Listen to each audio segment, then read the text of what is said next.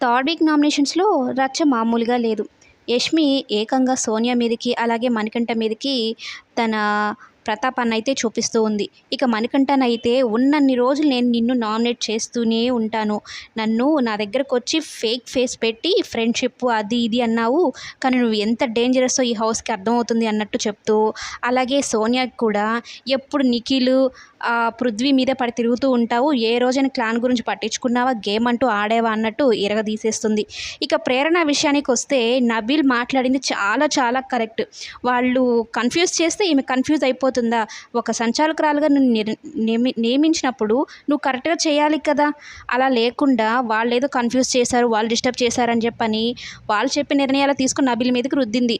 అదేమన్నా అంటే పెద్ద పెద్ద గొంతేసుకొని అరిస్తే అబ్బాయి ఎక్కడ అంతకన్నా పెద్ద గొంతేసుకొని అరుస్తాడు కదా! ఆ విషయం తెలియకనో ఏమో యష్మి మాటలు విని యష్మిలాగా మాట్లాడేద్దాము, యష్మిలాగా పొగరుగా ఉందాం అనుకుందో ఏమో ప్రేరణ గొంతు లేపింది. ఇక నబీల్ కూడా ఏమాత్రం తగ్గలేదు. ఆ సీన్ చూసుకొని నిఖిల్, సోనియా నవ్వుకుంటూ ఉన్నారు.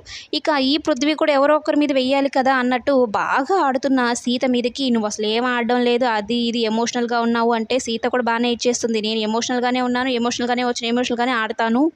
నీకు ఏ రీజన్స్ లేక ఇదొక సాకు పెట్టుకొని చూపిస్తున్నావంటూ సీత కూడా గట్టిగానే ఇచ్చేస్తుంది. ఈ సోనియా ఉంది కదా, నైనిక మీదకి వెళ్తుంది. అసలు నువ్వు వేస్ట్ అంటే నాకన్నా నువ్వు పెద్ద వేస్ట్ అన్నట్టు నైనిక దగ్గర కూడా తిట్లు తింటుంది. ఇక విష్ణుప్రియ మీదకి కూడా వెళ్తాడు ఈ పృథ్వీ.